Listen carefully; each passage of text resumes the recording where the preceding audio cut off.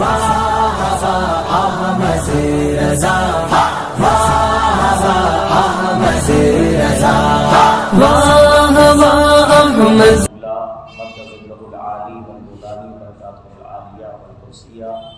خطیب و امام مسجد خواجہ بابا قاری صاحب و نقیب اجلاس، یہاں پر بیٹھے ہوئے جملہ معزز و محترم سامعین، میرے جگر کے ٹکڑوں، امام الانبیاء کے غلاموں، پیارے پیارے اسلامی بھائیوں، السلام علیکم ورحمۃ اللہ وبرکاتہ۔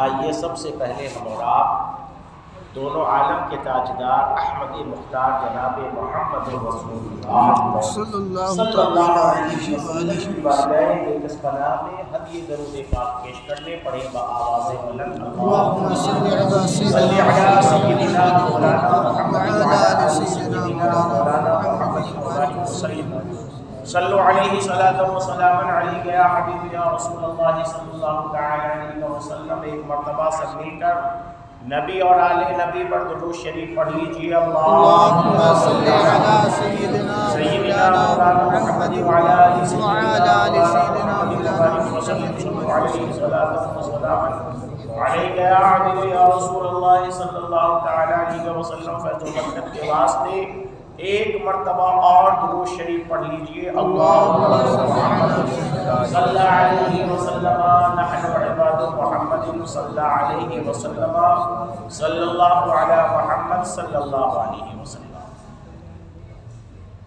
سب سے پہلے بات، یہاں پر جتنے ادھر لوگ بیٹھے ہیں، شاید آپ لوگ اسی مسجد کے پنج وقتہ مقتدی حضرات ہیں، ذمہ دار لوگ بھی ہیں۔ ان سے میں ایک گزارش کرنے جا رہا ہوں، اس بات کو ذہن میں بسائیے گا تو میری بات آپ کو بالکل صحیح سمجھ میں آ جائے گی، سبھی کو صحیح سمجھ میں آ جائے گی۔ سب سے پہلی بات کہ یہ سامنے جو دیوار گھرا ہوا ہے، چار دیواری ہے، یہ کونے پہ یہ مزار شریف کی چار دیواری ہے، بیچ میں مزار شریف ہے، اور یہ پورا حصہ حدود مسجد ہے۔ یہ پورا حصہ کیا ہے؟ حدود مسجد ہے۔ ہم اس حصے کو جو وضو خانہ کا ہے وہ خارجی مسجد ہے، چپل اتارنے والی جگہ وہ خارجی مسجد ہے، اور شاید یہ وضو خانہ کے اوپر والا حصہ جو ہے وہ بھی خارجی مسجد ہے، مگر یہ حصہ مسجد ہے، اسے خارجی مسجد نہیں کہیں گے۔ مزار بھی حدود مسجد کے اندر ہے، اور اس کو جو ہے گھیر کر کے یہ کر دیا گیا تاکہ جو لوگ نماز پڑھیں تو ان کی نگاہ ادھر نہ جائے۔ خیر، تو پہلے آپ ایک حدیث پاک کا ترجمہ سنو۔ اللہ کے نبی صلی اللہ علیہ وسلم نے ارشاد فرمایا کہ مسجد کو ستھرا رکھو اور خوشبودار بنا کر کے رکھو۔ مسجد کو ستھرا رکھو اور خوشبودار بنا کر کے رکھو۔ مسجد کے اندر خوشبو ستھری جگہ، اور یہی وجہ ہے کہ مسجد کے اندر ہر وہ چیز اور ہر وہ دوا استعمال کر کے آنے کے لیے منع کیا گیا ہے، اور فقہاء کرام نے منع فرمایا، اور حدیث پاک کے اندر بھی منع ہے، جس سے بدبو پیدا ہوتی ہے۔ کہا کچا گوشت، کچی مولی، کچے پیاز، کچے لہسن، یہ تمام چیزیں کھا کر کے مسجد کے اندر آنا منع ہے، جائز نہیں ہے مسجد میں آنا۔ حتیٰ کہ وہ دوائیاں جن کو کھانے کے بعد منہ سے بدبو نکلے، ان دوائیوں کو کھا کر کے بھی مسجد میں نہیں آنا چاہیے، اور وہ دوائیاں جن کو جسم پر لگانے سے بدبو پیدا ہو، ایسی دوائیوں کو لگا کر کے بھی مسجد میں آنے سے منع کیا گیا۔ یہی وجہ ہے کہ بعض امراض کے اندر مبتلا لوگوں کو بھی مسجد میں آنے سے منع کیا گیا۔ جیسے کہا کہ جس کے جسم میں برس کی اتنے زیادہ داغ ہو، سفید جس سے لوگ گھین کھاتے ہو، تو فرمایا کہ ایسے آدمی بھی مسجد آنے سے پرہیز کرے۔ کہا یا جس کا کوڑ ایسا ہو کہ اس کے کوڑ سے مواد پیپ نکلتے ہوں اور اس سے مسجد کا فرش خراب ہو جائے اور اس سے لوگوں کو تکلیف اور گھن آتی ہو، کہا کہ ایسا آدمی بھی مسجد میں نہ آئے، اپنا اکیلے گھر میں نماز پڑھے۔ مسجد کو اتنا زیادہ پاک رکھنے کے لیے کہا گیا، مسجد کو خوشبودار بنا کر کے رکھنے کے لیے کہا گیا۔ آپ یہ بتاؤ کہ یہ جو اس مزار کے باؤنڈری پر جو آپ نے تولیہ رکھا ہے منہ پوچھنے کے لیے وضو بنانے کے بعد، جانتے ہو اس کا رکھنا جائز نہیں، اس کا رکھنا جائز نہیں۔ اگر آپ وضو خانے میں ٹانگ دیتے تو کچھ حد تک تو غنیمت تھا، مگر آپ نے مسجد کے اندر ان تولیہ کو رکھا، اس کا رکھنا جائز نہیں ہے۔ اب آپ کہو کہ کیسے؟ یہ آپ تو ایک نئی بات بتا رہے ہیں، میں اس کو ثابت کر رہا ہوں نا کہ کیسے رکھنا جائز نہیں ہے اس کو۔ یہ تولیہ کئی دن میں آپ دھلتے ہو اس کو؟ یہ جو تولیہ رکھا ہوا ہے وضو کرنے والوں کے لیے، وضو کے بعد منہ پوچھنے کے لیے، اس کو مسجد انتظامیہ ہمیں بتائے کہ کتنے دن پر آپ اس کو دھلواتے ہیں۔ اس کے دھلنے کا کچھ انتظام ہے مسجد کے اندر ہے؟ ہفتے میں ایک مرتبہ، ہفتے میں ایک مرتبہ اس کو دھلنے کا انتظام آپ نے رکھا ہے، یعنی جمعہ کے دن تولیہ دھلی ہوئی رکھ دیے اور پھر ایک ہفتے تک اس کے اندر ہر کوئی آ کر کے وضو بنایا، ہاتھ پوچھا، منہ پوچھا، جاؤ اس کو جا کر کے سونگو، اس میں کتنی بدبو ہے۔ جی آپ میں سے کوئی بھی جائے، آج اگر وہ جمعہ کو رکھایا ہے تو جمعہ، سنیچر، اتوار، سوموار، منگل، بدھ، 6 روز ہو چکے ہیں، 6 دن سے اس میں ہر کوئی منہ پوچھ رہا ہے، جس کی بھی عادت ہے اس کو سونگو، اس کے اندر بدبو ہے کہ نہیں۔ تو فرمایا کہ بدبو دار چیز کھا کر مسجد میں نہ آؤ، تو پھر ایسے تولیہ کو مسجد کے اندر رکھنا جس کے اندر ہر نماز میں کئی لوگ وضو بنا کر کے منہ پوچھے اور سب کی بدبو اس کے اندر داخل ہو جائے، ایسے بدبودار تولیہ کو مسجد کے اندر رکھنا کہاں سے جائز ہوگا بتاؤ۔ اور پھر دوسرے کہ اللہ کے نبی صلی اللہ علیہ وسلم کے طریقے حکم کے اعتبار سے اور دنیا کے طب ڈاکٹروں کے اعتبار سے بھی یہ چیز درست نہیں ہے۔ کچھ چیزیں ایسی ہیں جس کو گھر کے اندر بھی ایک دوسرے کا استعمال نہیں کرنا چاہیے، جیسے آنکھوں میں لگانے کے لیے جو سرمے کی تیلی ہوتی ہے، وہ ایک آدمی کے سرمے کی تیلی کو دوسرے آدمی کو استعمال نہیں کرنا چاہیے۔ بالوں کا کندھا ایک کا دوسرے کو استعمال نہیں کرنا چاہیے۔ رومال ایک کا دوسرے کو استعمال نہیں کرنا چاہیے۔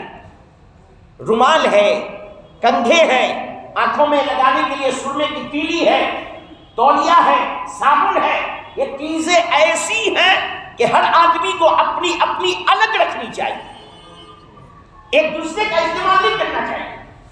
تو سب سے بڑی بات تو یہ ہے کہ ایک تو گندے تولیے کو مسجد میں رکھنا، اور دوسرے یہ کہ جو لوگ اس کا استعمال کرتے ہیں خود ان کا ضمیر کتنا گندا ہے۔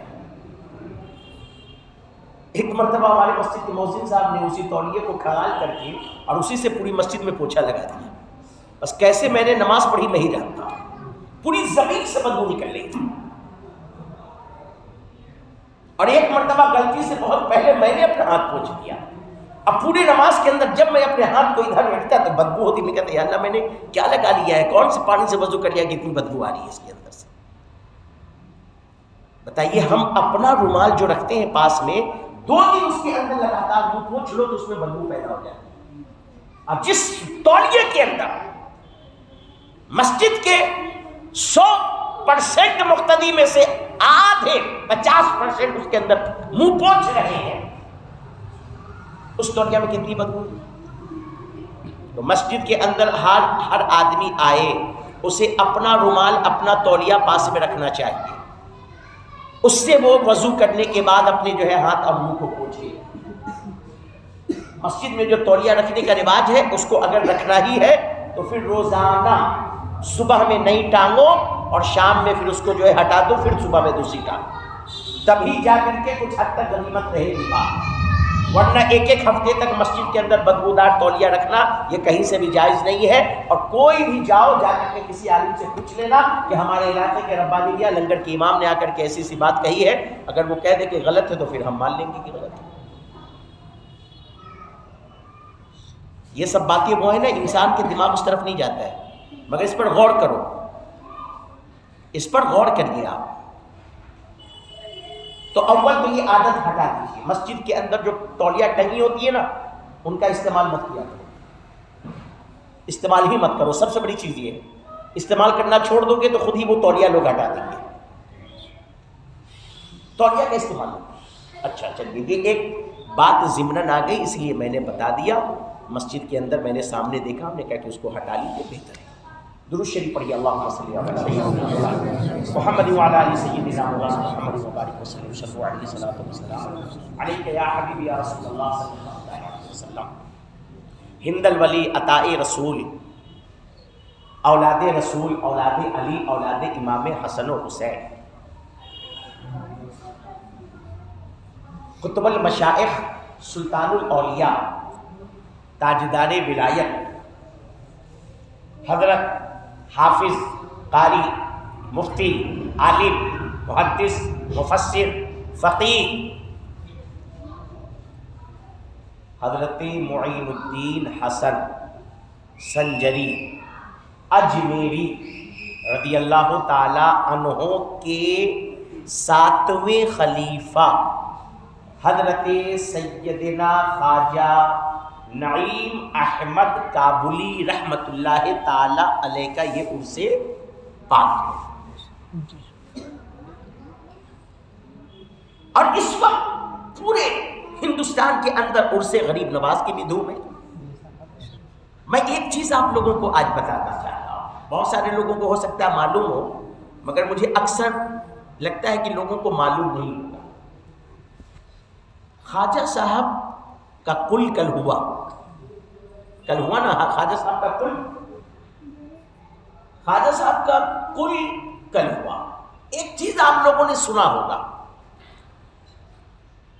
ہم جا رہے ہیں اجمیر شریف, 3 کا کل کر کے ہم چلے آئے. کسی نے کہا نہیں, ہم جا رہے ہیں, ہم 3 کا بھی کل کریں گے اور 6 کا بھی کل کریں گے.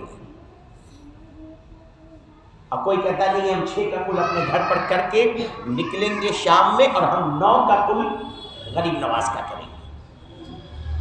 کیا پتہ چلا, سارے اولیاء اللہ کا کل تو ایک ہوتا ہے نا, مگر میرے غریب نواز کا کل 3 ہوتا ہے. 3 کا کل, 6 کا کل اور 9 کا کل. کبھی آپ نے سوچا کہ کسی ولی اللہ کا یہ 3 کل تو کبھی نہیں ہوا؟ آخر غریب نواز کا کل 3 مرتبہ کیوں ہوتا ہے؟ بس سنتے چلے آ رہے ہیں, غریب نواز کا کل 3 کا بھی ہوتا ہے, 6 کا بھی ہوتا ہے, 9 کا بھی ہوتا ہے. سنے, کوئی اگر پوچھ لے آپ سے کہ سارے ولیوں کا کل 1 ہوتا ہے, تمہارے غریب نواز کا کل 3 مرتبہ کیوں ہوتا ہے 10 دن کے اندر میں, کیا جواب دیجیے گا؟ کیا بتائیے گا اسے کہ میرے غریب نواز کا کل 3 دن کیوں ہوتا ہے؟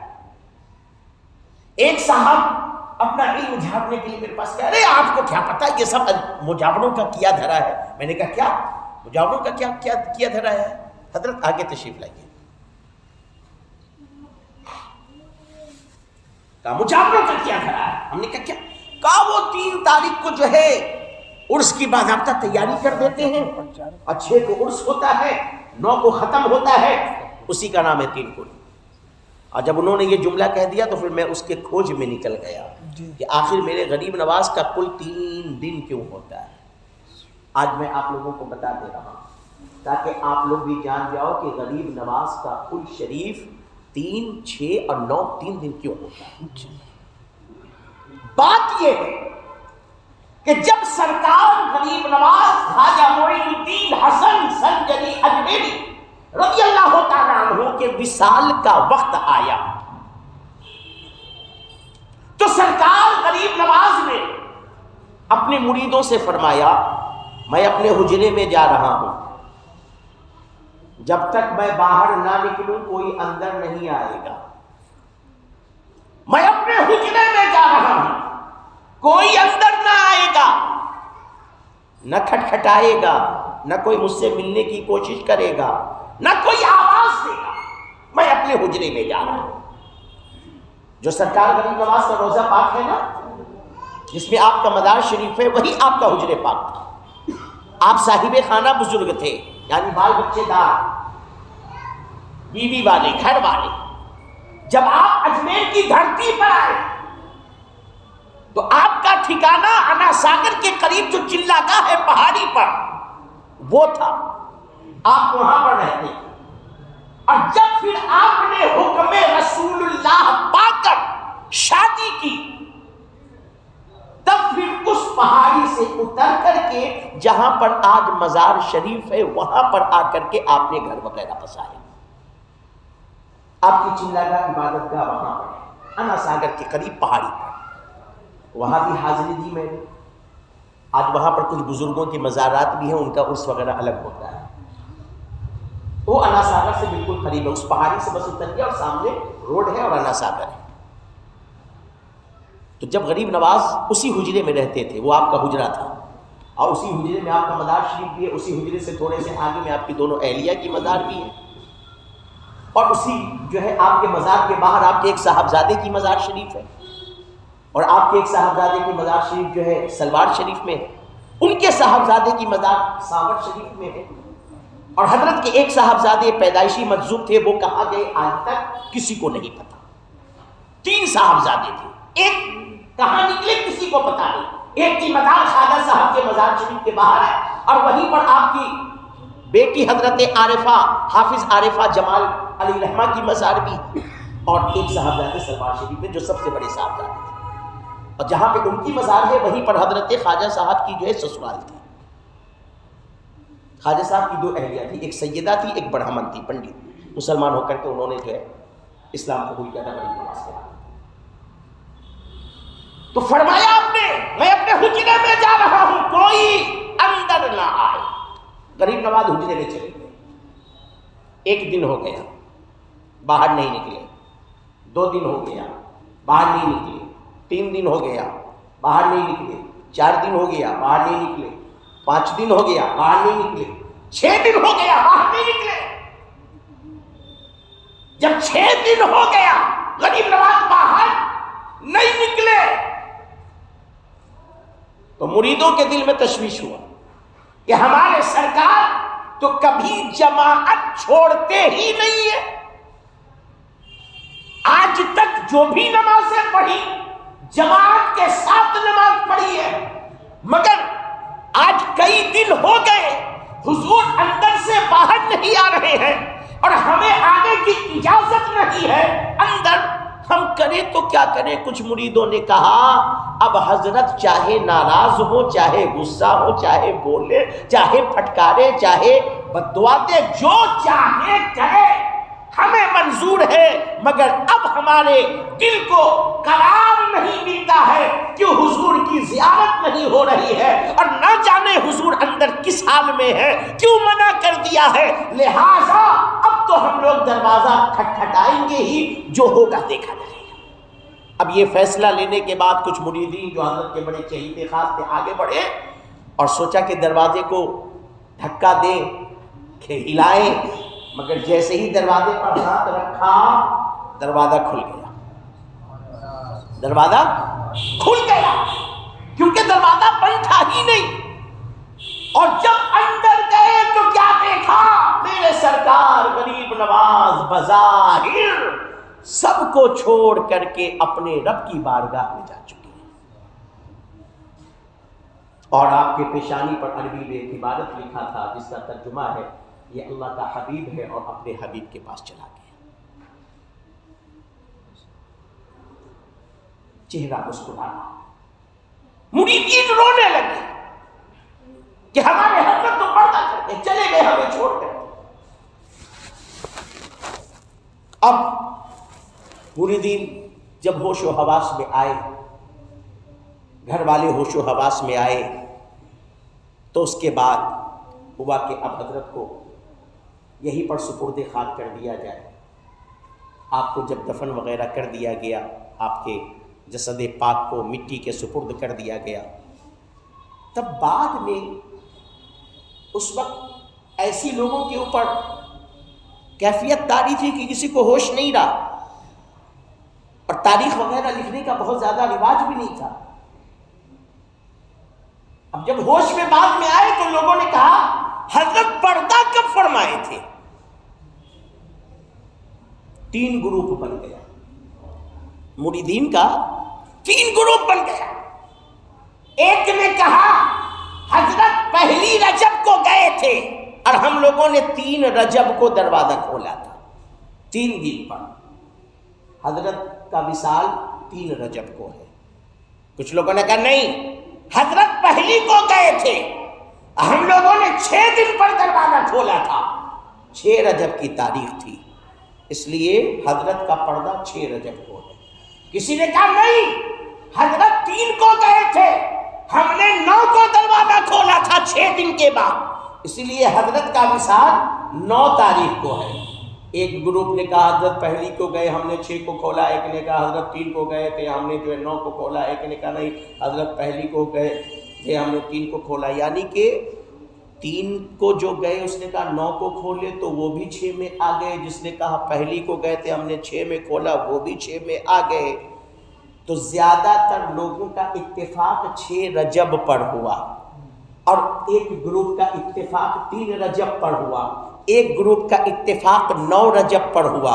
جس نے جس تاریخ پر اتفاق کیا اس نے اسی تاریخ پر غریب نواز کا کل شریف کرنا شروع کر دیا، اور جب اس وقت سے آپ کے مریدین کل کرنے لگے، وہی آج تک چلا آ رہا ہے کہ آج بھی غریب نواز کا کل 3 رجب کو بھی ہوتا ہے، 6 کو بھی ہوتا ہے، اور 9 کو بھی ہوتا ہے۔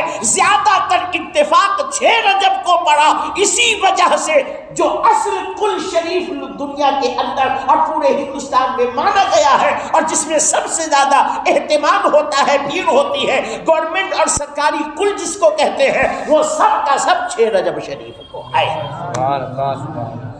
بات سمجھ میں آ گئی نا کہ غریب نواز کا کل 3، 6 اور 9 کو کیوں ہوتا ہے؟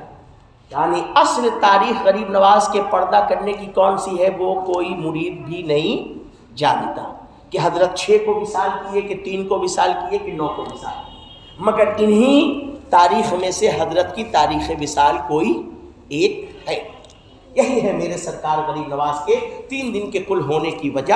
وہی سرکار غریب نواز کے مرید حضرت خواجہ نعیم احمد کابلی رحمۃ اللہ تعالی علیہ ہیں، اور اس سے پتہ چلتا ہے کہ غریب نواز سرکار جانتے تھے کہ میرے دیوانے تو پورے ہندوستان میں ہے، مگر شہر بنارس کے اندر بھی میرے دیوانوں کی بھیڑ بہت زیادہ رہے گی، الحمدللہ اتنی بھیڑ رہے گی، اتنی بھیڑ رہے گی کہ اجمیر کی دھرتی پر جس گلی میں آ کر کے وہ ٹھہریں گے، نام تو اس کا لاکھن کوٹھی ہوگا، مگر لوگ اسے بنارس کی گلی کہہ کر کے پکاریں گے، الحمدللہ۔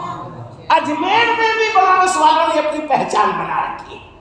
کہاں رہ رہے ہو؟ بنارس گلی میں۔ کہاں ٹھہرے ہو؟ بنارسی گلی میں۔ کہاں ٹھہرے ہو؟ بنارسی گلی میں۔ کہاں روم لیا ہے؟ بنارسی گلی کے اندر۔ نام محلے کا ہے لاکھن کوٹھی، مگر سارے بنارس والے نے اتنا زیادہ وہاں پر جا کر کے رہنا شروع کر دیا کہ اس کوٹھی کا نام بنارسی گلی بنا دیا ہے، سبحان اللہ۔ اور ہمارا اور آپ کا یہ عقیدہ ہے، اللہ تبارک و تعالیٰ کے ولی وہ ہوتے ہیں جو آنے والے دنوں کی خبروں کو بھی اللہ کی عطا سے، رسول اللہ کی عطا سے جانتے ہیں۔ غریب نواز جانتے تھے الحمدللہ، اور غریب نواز نے اہل بنارس کی محبتوں کو جانتے تھے۔ اپنا ایک مرید یہاں بھیج دیا، اپنا خلیفہ یہاں بھیج دیا۔ نعرہ تکبیر، نعرہ رسالت، علماء اہل سنت۔ آپ لوگ بیٹھے رہیں، حضرت کے چہرے کی زیارت کریں، علماء کرام کے چہرے کی زیارت کریں۔ یا اللہ۔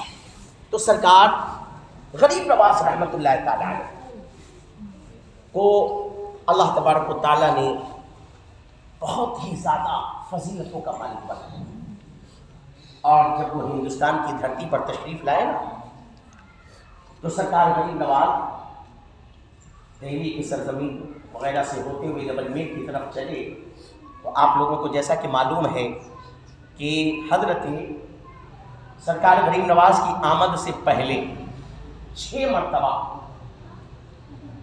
شہاب الدین گوری نے راجہ پتھوڑا پر حملہ کیا تھا، مگر ہر مرتبہ وہ شکست کھا کر کے واپس چلا جاتا اور کبھی اسے فتح یابی نہیں حاصل ہوئی، ہمیشہ شکست کھاتا رہا۔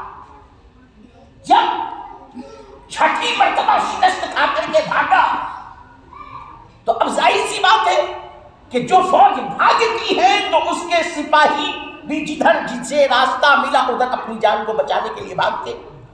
شہاب الدین کا ایک سپاہی جب میدان سے بھاگا تو بھاگنے میں اپنے ساتھی فوجیوں سے راستہ بھٹک گیا اور اکیلا پڑ گیا، تو اپنی شکل و صورت اپنی پہچان چھپا کر کے وہ اجمیر کے علاقے میں اور ادھر ادھر جو ہے پہاڑوں میں جنگلوں میں چھپا چھپا رہتا، لوگوں پر ظاہر کرتا کہ میں کوئی باہری نہیں ہوں اور کوئی مسلمان نہیں ہوں۔ مگر جب غریب نواز رحمۃ اللہ تعالیٰ علیہ اجمیر کی دھرتی کی طرف پہنچ رہے تھے تو راستے میں اس سپاہی سے ملاقات ہو گئی اور سپاہی کے شباہت کو دیکھ کر کے غریب نواز نے اپنی نگاہ بلائی سے سمجھ لیا کہ یہ مسلمان ہے۔ آپ نے فرمایا کہ تو یہاں کون اور کون ہے، یہاں کیوں چھپا پھر رہا ہے؟ کہا کہ حضور ہم ایک مسلمان شہاب الدین بادشاہ جو ہے اس کے سپاہی ہے، اور جب وہ بھاگا تو ہم بھٹک گئے اور ہم اپنی شناخت اپنی جو ہے پہچان چھپا کر کے جنگلوں میں اور پہاڑوں میں چھپے چھپے پھر رہے ہیں کہ ہماری کوئی پہچان لے گا، میری جان نہ لے لے۔ مگر فرمایا کہ حضور آپ ادھر کیسے آ گئے؟ پہچان ہو گئی جب آپس میں بات چیت ہوئی، کہاں ادھر کیسے یہ چھوٹی سی ٹولی لے کر کے، یہ 40 لوگوں کے ساتھ ادھر علاقے میں نہ کوئی اوزار ہے نہ ہتھیار ہے، بدن کے اوپر کپڑے ہیں، پیبند لگے ہوئے کپڑے ہیں، نہ اپنی حفاظت کے لیے کوئی ساز و سامان، ادھر کہاں آ گئے؟ کہا ہم یہاں آئے ہیں دین اسلام پھیلانے کے لیے، تبلیغ اسلام کے لیے۔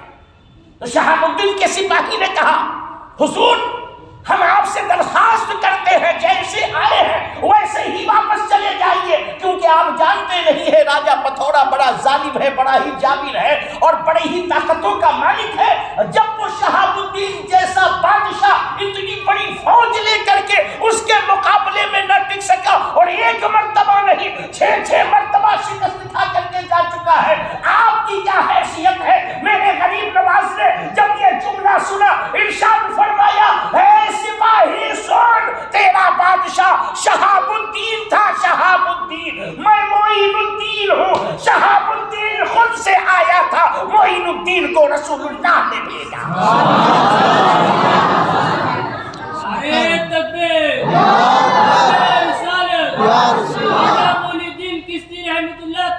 زندہ باد۔ کہا شہاب الدین خود سے آیا تھا، معین الدین آیا نہیں ہے، بھیجا گیا۔ اور میرے سرکار غریب نواز رحمت اللہ تعالیٰ علیہ جب اجمیر کی دھرتی پر پہنچے پھر آپ نے تبلیغ کا کام شروع کیا اور اپنی کرامتوں کو بھی دکھانا شروع کیا۔ آپ نے بڑی کرامتیں علماء کرام سے سنی ہے اور سنتے رہتے ہیں۔ سب سے پہلی کرامت جو آپ نے وہاں آتے کے ساتھ دکھایا کہ اونٹوں کو بٹھا دیا۔ پھر آپ نے سنا ہے کہ جب جو ہے آپ کو ہٹ بھگانے کے لیے جوگی جے پال کو بھیجا گیا، جوگی جے پال ہوا میں اڑا، آپ نے جو ہے اپنے کھڑاؤں سے مار کر کے اس کو جو ہے زمین پر اتروا دیا۔ آپ نے یہ بھی سنا ہے کہ آپ کے اوپر پتھر برسائے گئے، آپ نے اپنی انگلی کے اشارے سے پتھر کو روک دیا۔ آج بھی وہ پتھر ہوا کے اندر لٹک رہا ہے، جانے والے جا کر کے دیکھتے ہیں۔ تاریخوں میں یہ بھی آتا ہے کہ ایک پاگل ہاتھی کو آپ کے اوپر چھوڑ دیا گیا تھا، آپ نے ایک مٹھی ریت لے کر کے اس پر کچھ پڑھ کر کے آپ نے پھینک دیا، وہ ہاتھی جو ہے پتھر کا بن گیا۔ آج بھی بتاتے ہیں کہ اجمیر کی دھرتی میں کہیں پر وہ ہاتھی بھی موجود ہے جو پتھر کا ہاتھی بنا ہوا ہے۔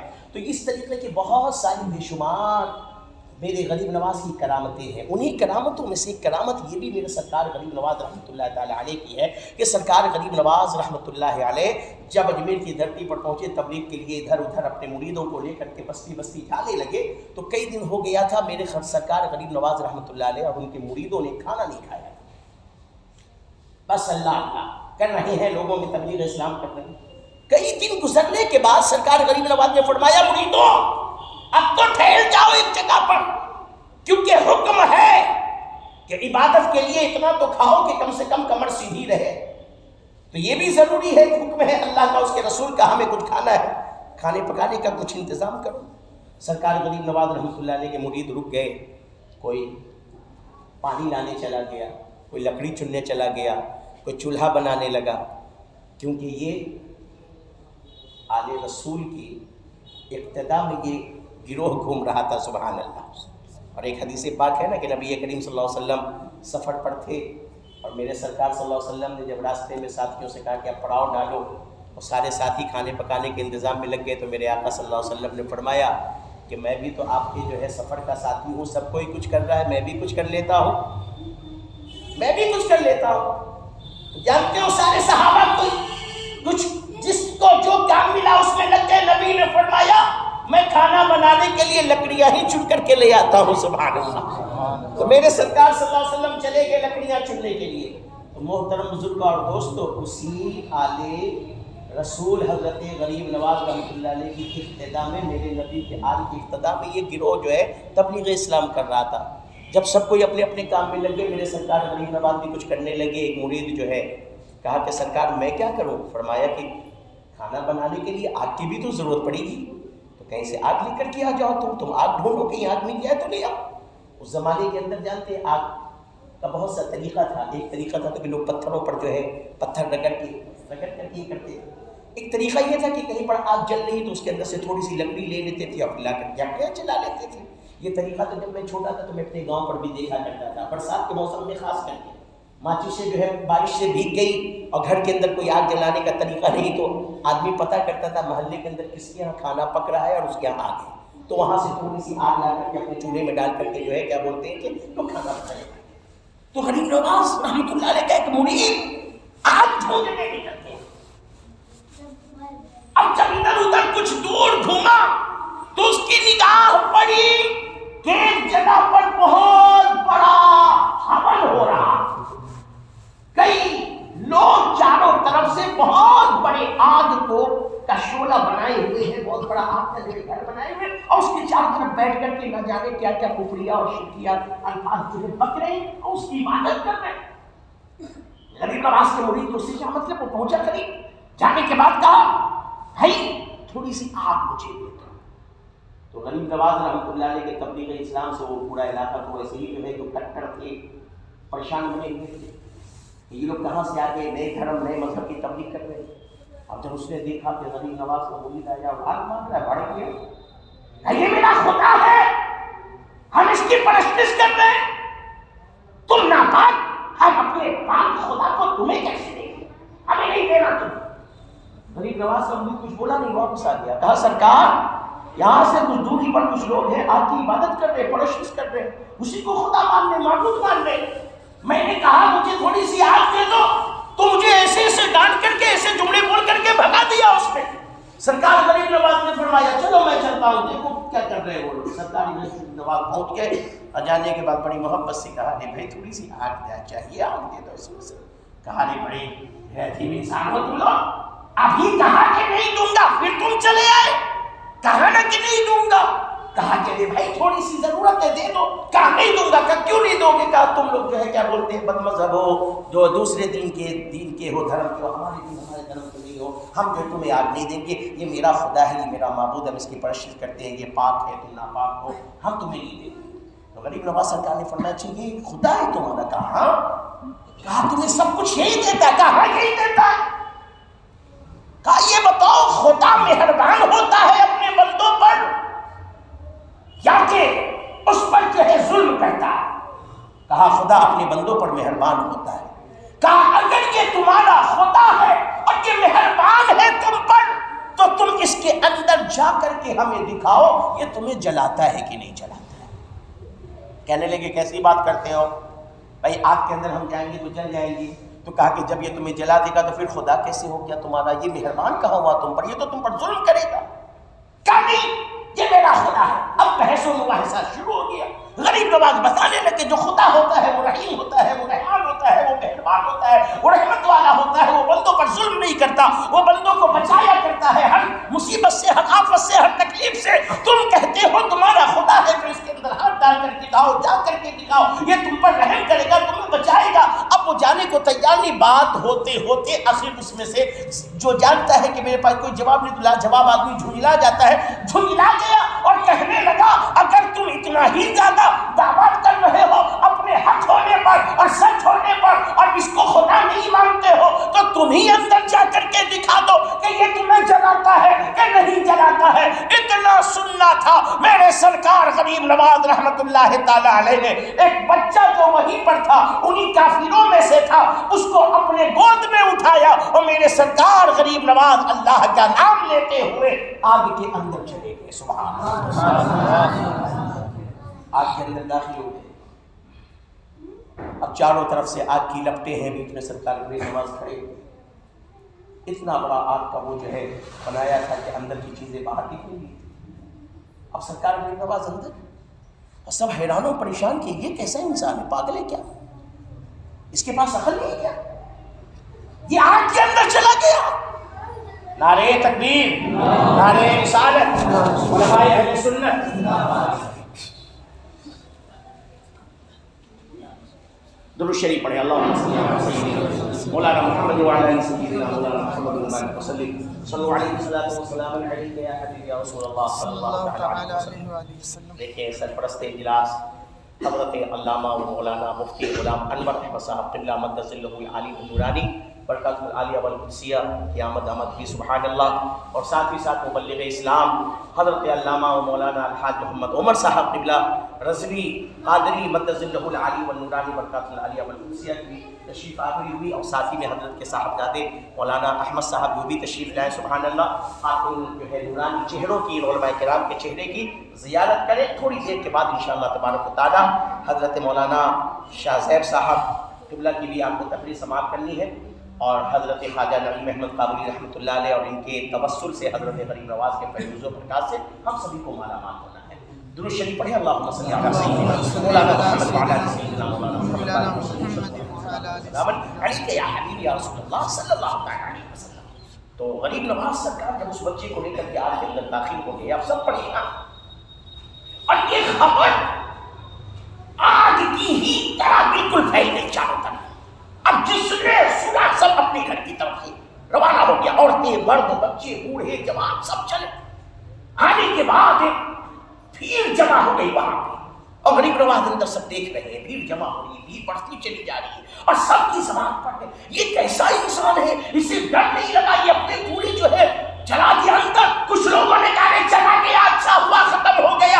اس کے آنے کے بعد سے پورے علاقے کے اندر جو ہے ایک افراتفری مچی ہوئی ہے، ہمارے اپنے جو ہے بدل رہے ہیں، باپ دادا کے دین کو چھوڑ کر کے اس کے لائے ہوئے نئے دین کو جو ہے قبول کرتے، چلو اچھا ہوا ختم ہو گیا۔ افسوس اس بات کا ہے وہ اکیلا نہیں گیا، بلکہ ساتھ میں ہمارا ایک بچہ بھی لے کر کے چلا، وہ بھی جل گیا ہے۔ اب اس کے بعد جب میرے غریب نواز نے دیکھ لیا کہ بہت بھیڑ جمع ہو گئی ہے، اس کے بعد سرکار غریب نواز رحمت اللہ تعالیٰ نے اس آگ کے اندر سے کلمہ شہادت پڑھتے ہوئے باہر جب تشریف لائے، اور ساتھ میں وہ بچہ بھی ہے گود میں، آپ بھی مسکرا رہے ہیں، بچہ بھی مسکرا رہا ہے، اور جب دونوں کو مسکراتا ہوا اس 1-2 ہزار کے مجمع نے نہیں، تاریخ میں ہے 90,000 کے مجمع نے دیکھا، تو سب نے بیک زبان ہو کر کے کہہ دیا اشہد ان لا الہ الا اللہ وحدہ لا شریک لہ واشہد ان محمدا عبدہ ورسولہ۔ تو میرے سرکار غریب نواز رحمت اللہ تعالی علیہ کی ذات وہ ذات ہے، ایک ایک مجمع کے اندر 1-1 لاکھ 90 ہزار 20 ہزار 25 ہزار کے لوگوں کو ایک ساتھ داخل اسلام بنا دیا ہے۔ وہی سرکار غریب نواز رحمت اللہ تعالی علیہ فرماتے ہیں، اپنے مریدوں کے سامنے مرید بیٹھے ہوئے تھے، محبین متقدین بیٹھے تھے، آخری بات بتا کر کے گزر جاؤں، اور وہ تقریر تو بڑی لمبی چوڑی ہے مگر میں صرف بتا کر کے گزر جاؤں گا، اس کے اندر نہیں جاؤں گا۔ سرکار غریب نواز نے فرمایا مریدوں جانتے ہو 5 چیزیں ایسی ہیں جن کا دیکھنا عبادت ہے، 5 چیزیں ایسی ہیں جن کا دیکھنا عبادت ہے۔ حضرت سیدنا بختیار کاکی رحمت اللہ تعالی علیہ نے ان تمام باتوں کو جو غریب نواز نے فرمایا اپنی کتاب کے اندر جو ہے لکھ رکھا ہے۔ فرمایا کہ میرے مرشد نے فرمایا کہ 5 چیزیں ایسی ہیں جن کا دیکھنا عبادت ہے. فرمایا غریب نواز سرکار نے پہلی چیز جس کا دیکھنا عبادت ہے وہ ہے ماں باپ کا، بولو ماں باپ کا چہرہ. کیا ماں باپ کے چہرے کی زیارت کرنا، اسے دیکھنا، یہ کیا ہے؟ عبادت ہے. کون کہہ رہا ہے؟ غریب نواز فرمایا ماں باپ کے چہرے کو دیکھنا عبادت ہے. اس کے بعد فرمایا دوسری چیز جس کا دیکھنا عبادت ہے، کہا وہ اللہ کا کلام قرآن مجید ہے. سبحان اللہ، قرآن مجید کا دیکھنا بھی عبادت ہے. اور سوچو کہ جب دیکھنا عبادت ہے، کوئی اس کی تلاوت کرے ماشاءاللہ تو کتنا ثواب اسے اللہ تعالیٰ عطا فرمائے گا. کوئی تلاوت کر رہا ہو، وہ اس تلاوت کو سنے تو اسے کتنا اللہ ہی جو ہے ثواب عطا فرمائے گا. اس لیے فرمایا قرآن وہ کتاب ہے جسے دیکھنا بھی عبادت ہے، سننا بھی عبادت ہے، پڑھنا بھی عبادت ہے، چومنا بھی عبادت ہے، سینے سے لگانا بھی عبادت ہے. الحمدللہ. تو کتاب اس جو ہے اللہ کے کلام قرآن مجید اس کتاب کا نام ہے کہ جسے غریب نواز نے فرمایا دیکھنا عبادت ہے. فرمایا پہلی چیز جس کا دیکھنا عبادت، کہا وہ تمہارے ماں باپ کا چہرہ ہے.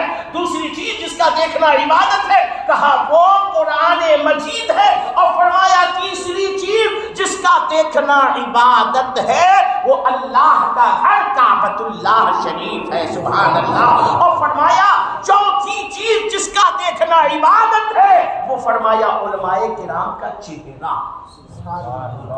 غریب نواز نے فرمایا چوتھی چیز جس کا دیکھنا عبادت ہے وہ کیا ہے؟ علماء کرام کا چہرہ. آج ہمارا اور آپ کا حال یہ ہو چکا ہے کہ ہم علماء کرام کی عزت نہیں کر رہے، علماء کرام کا احترام نہیں کر رہے ہیں. سامنے تو مصافحہ بھی کرتے ہیں، ان سے جو ہے چھپ کر کے ملتے بھی ہیں، اور پھر پیٹھ پیچھے ہم اپنے علماء کرام کی غیبت بھی کرتے ہیں، چغلخوری بھی کرتے ہیں، ان کے اندر عیب ڈھونڈتے ہیں، ان کی کمیاں بیان کرتے ہیں. مجلسوں میں بیٹھ کر کے فلاں مولانا صاحب نے ایسے کہہ دیا، انہوں نے ایسے کہہ دیا، انہوں نے ایسے کہہ دیا. یہاں تک کہ صاحب بھی نہیں لگاتے. اس وقت تو صاحب بھی نہیں لگاتے. خواجہ غریب نواز رحمۃ اللہ علیہ نے جب اس چیز کا ذکر کیا کہ چوتھی چیز جس کا دیکھنا عبادت ہے، کہا علماء کرام کا چہرہ، تو پھر فرمایا کہ اے لوگو علماء کی عزت کرو، علماء سے محبت کرو، علماء سے پیار کرو. اور پھر ایک واقعہ غریب نواز نے مریدوں سے فرمایا کہ ایک شخص تھا جو علماء سے بغض رکھتا تھا، علماء سے بغض رکھتا تھا دل کے اندر. اور جب بھی کوئی عالم اس کے سامنے سے گزرتا تو اس عالم کو دیکھ کر کے چہرہ گھما لیا کرتا. وہ عالم کے دین کو دیکھ کر کے چہرہ گھما لیتا تھا. اور ایک دو عالم نہیں، سارے عالموں سے اس کا یہی معاملہ تھا. کسی بھی عالم کی عزت نہیں کرتا. اور فرمایا غریب نواز نے کہ جب بھی کوئی عالم گزرتا اس کے سامنے سے، وہ ان کو دیکھتا، دیکھتے کے ساتھ اپنے چہرے کو گھما لیا کرتا تھا، اپنے چہرے کو پھیر لیا کرتا تھا. غریب نواز سرکار فرماتے ہیں کہ جب وہ آدمی مر گیا تو مرنے کے بعد لوگ کیا کرتے ہیں؟ چہرے کو قبلہ کی جانب گھما دیتے. کہا کہ مر گیا وہ آدمی، اب اس کے گھر والے اور اس کے جو ہے رشتہ دار وغیرہ اس کے چہرے کو گھماتے ہیں قبلہ، مگر اس کا چہرہ قبلہ نہیں گھومتا بلکہ پلٹ جاتا. بڑی کوشش کی، نہیں قبلہ کی جانب چہرہ گھما. آواز آئی غیر سے، کیوں اسے تکلیف دیتے ہو؟ اس کا چہرہ قبلہ کو نہ گھومے گا، اس لیے کہ اس نے دنیا کے اندر عالموں سے چہرہ پھیرا ہے، میں نے اس کا چہرہ قبلہ کی جانب سے پھیر دیا ہے. اور کل قیامت کے دن جب یہ اٹھے گا تو ریچھ کی شکل بن جائے گا. یہ عذاب. علماء سے نفرت نہ کرو، علماء سے بغض نہ رکھو دل میں، غیبت نہ کرو. علماء کے اگر کوئی مسائل اختلاف ہے اس کے اندر آپ کو نہیں ہے، ہاں بھائی یہاں پہ کس علماء کی بات ہے؟ علماء اہل سنت، بدعقیدوں کی بات نہیں، گمراہوں کی بات نہیں، وہ اس میں داخل نہیں، وہ اس میں داخل بدعقیدے جو ہے یا گمراہ فرقے کے لوگ جو ہے وہ اس میں داخل نہیں. اس سے مراد علماء اہل سنت. ہمارے علماء کرام کے اندر کبھی کبھی کسی مسئلے پر اختلاف ہو جاتا ہے، عقیدہ تو الحمدللہ سب کا ایک ہے، تو اب اس کے اندر کچھ لوگ کہتے ہیں وہ ان کی طرف بیٹھ گئے اور بیٹھنے کے بعد لگے ایک دوسرے کے، وہ اس کی غیبت کر رہا، وہ اس کی غیبت کر رہا، وہ ان کی شان میں کمی نکال رہا، وہ ان کی شان میں کمی. یا آپ کو کس نے حق دیا؟ آپ کو کس نے حق دیا؟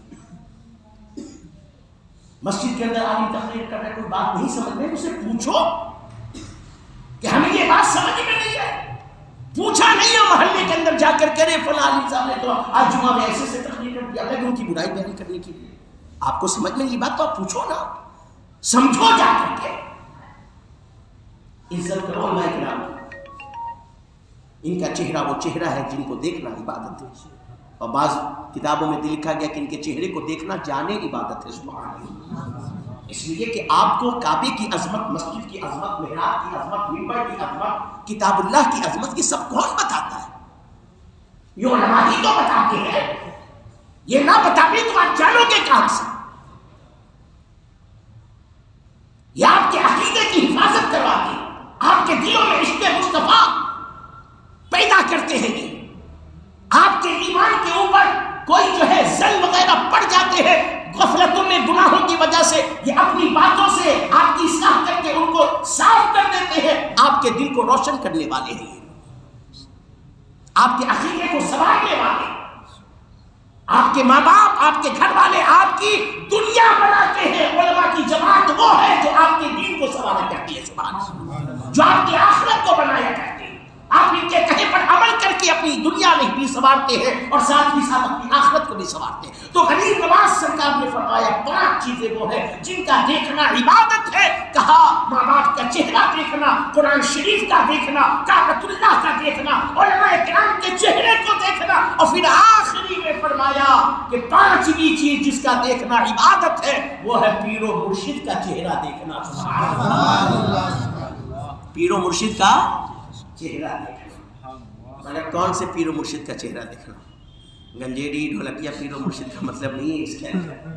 ہاں، جو شریعت کا پابند ہو، سنت رسول کا پابند ہو، ایسے پیر جن کا عقیدہ اہل سنت و جماعت والا ہو.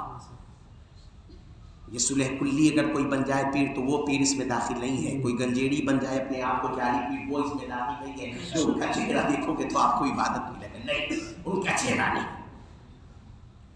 ایک وقت کی نماز نہ پڑھے پیر صاحب، ایسے پیروں کی بات نہیں. وہ پیر ماشاءاللہ سبحان اللہ کہ جاؤ مارہرہ کی دھرتی پر وہاں نظر آئیں گے، بریلی شریف کی سرزمین پر جاؤ وہاں ویسے پیڑ نظر آئیں گے، پچھوچا شریف جاؤ وہاں نظر آئیں گے، قنوج جاؤ وہاں نظر آئیں گے. یہ جتنے بھی خانقاہیں اہل سنت و جماعت کی ہیں ان خانقاہوں میں جاؤ وہاں ویسے پیر نظر آئیں گے. سبحان اللہ، الحمدللہ. اور دنیا نے دیکھا ابھی وہ پیر ہمارے نگاہوں سے بظاہر اوجھل ہے، دیکھا کہ ان کو دیکھنے کے لیے کیسے زمانہ ٹوٹا پڑتا تھا. ایسے پیر سبحان اللہ جدھر چلے جائے آدمی سننے کو جاتا ہے کہ کسی کی تقریر سنے دیکھ کر کے آ رہا ہے تو خالی آ ہی نہیں رہا ہے بلکہ ان کی غلامی میں داخل ہو کر کے آتا ہے. ایسے پیر حضرات. اور اس کے بعد غریب نواز نے کافر میں بات بتائی، میں اس کو بتا کر کے تقریر کو ختم کر دوں گا. غریب نواز نے فرمایا مریدو، یہ مشائخ، یہ پیران نظام، ان کا کل قیامت میں حال یہ ہوگا کہ جب یہ آئیں گے تو ان کے کاندھوں پر کمبل ہوں گے. سبحان اللہ. یہ پیران اعظام، مشائخ اعظام، یہ جب کل قیامت کے دن اولیاء اللہ یہ آئیں گے میدان محشر میں تو غریب نواز سرکار فرماتے ہیں اس حال میں آئیں گے کہ ان کے کاندھے پر کمبل ہوں گے اور ان کمبلوں میں لاکھوں دھاگے لٹک رہے ہوں گے. سبحان اللہ. یہ نہیں کہا کہ 100 کہا لاکھوں دھاگے لٹک رہے ہوں گے.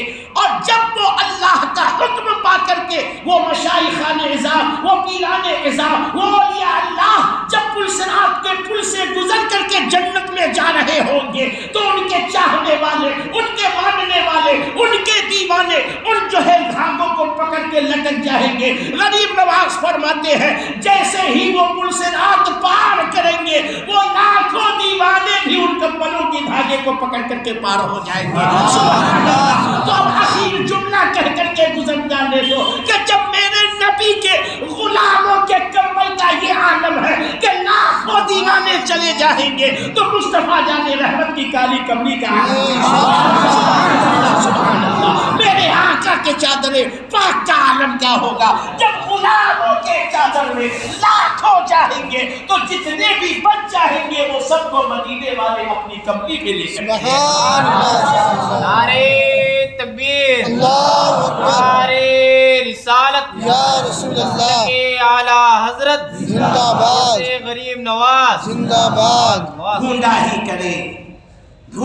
کرے سرے محشر کے سپاہی، وہ کس کو ملے جو تیرے دامن میں چھپا۔ سبحان اللہ سبحان اللہ کمبل کا حال ہے، ان کی چادروں کا حال سبحان ہے۔ اللہ، سبحان غریب نواز فرماتے ہیں اس آگ میں آئیں گے یہ مشائخ، یہ پیر، یہ اولیاء اللہ محشر کے میدان۔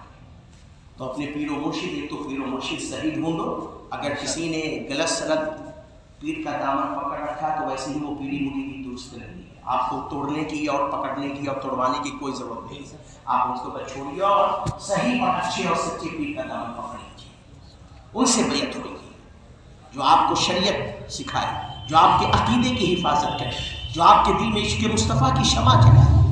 ایسا پیر نہیں ہے جو خالی آپ کے ہاں بیٹھ کر کے کھائے اور نماز خود ٹائم کی نہ پائے، کہ ہم تو ہر ٹائم نماز میں رہتے ہیں، بڑے ایسے جعلی پیر پیدا ہو گئے۔ یہ لوگ پیر کہلانے کے لائق نہیں۔ غریب نواز سرکار نے فرمایا یہ 5 لوگ وہ ہیں، یہ 5 چیزیں ایسی ہیں جن کا دیکھنا کیا ہے؟ عبادت ہے۔ اللہ تبارک و تعالیٰ ہم سب کو اولیاء اللہ سے محبت کریں۔ آمین آمین یا رب العالمین آمین یا رب العالمین۔ دنیا میں بھی ہمیں ان کا ساتھ عطا فرمائے، محشر کے میدان میں بھی ہمیں اللہ کا ساتھ عطا فرمائے۔ کسی طرح کے